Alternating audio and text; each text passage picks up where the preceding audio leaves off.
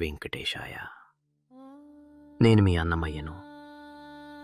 ఈ కలియుగ దైవం అఖిలాండ కోటి బ్రహ్మాండ నాయకుడైన ఆ శ్రీనివాసుని అద్భుత లీలలను దివ్య గాథలుగా మీకు వినిపించడమే నా ఈ చిన్న ప్రయత్నం.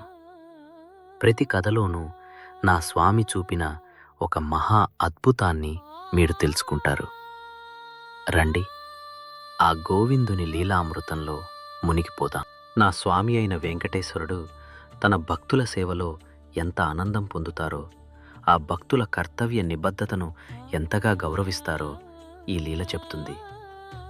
పూర్వం ఆనందాళ్వార్ లేదా అనంతాళ్వాన్ అనే గొప్ప భక్తుడు ఈ తిరుమల కొండపై ఉండేవాడు. స్వామివారికి నిత్యం పుష్పాలు సమర్పించాలని, ఆయన పెద్ద నందనవనాన్ని పెంచాలని సంకల్పించారు. వయసు మీద పడటంతో సేవ చేయటం ఆయనకు కష్టమయ్యేది. అయినా ఆయన పట్టు వదలకుండా సేవ కొనసాగించేవారు.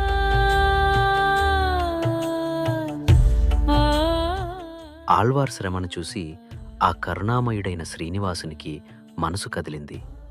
ఆయన ఒక చిన్న పిల్లవాడి రూపంలో వచ్చి ఆళ్వార్తో పాటు తోటలో సహాయం చేయబోయారు.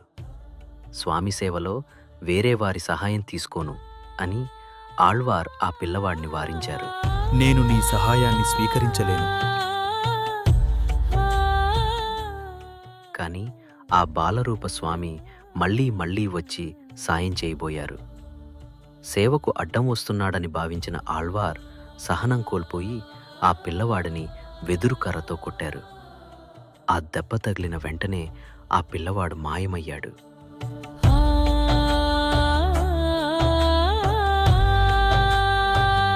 మరుసటి రోజు ఉదయం ఆళ్వార్ ఆలయంలోకి వెళ్లి చూస్తే శ్రీవారి మూల విరాట్టు గడ్డంపై ఆ కర్ర దెబ్బ తగిలిన గుర్తు స్పష్టంగా కనిపించింది.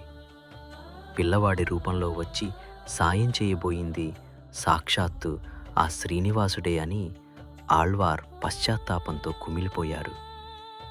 ఓ భక్తులారా, ఈ దెబ్బ గుర్తును నేటికీ మనం స్వామివారి గడ్డంపై కర్పూర రూపంలో చూస్తాం.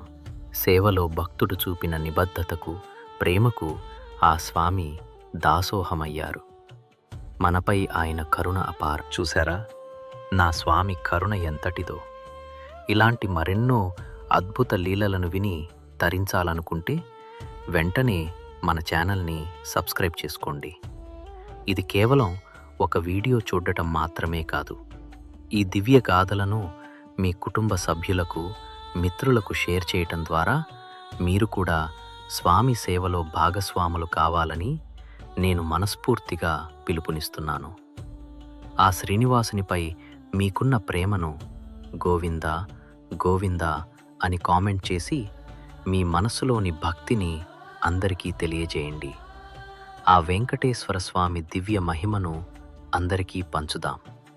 సకల శుభాలు పొందుదాం. ఓం నమో వెంకటేశాయ.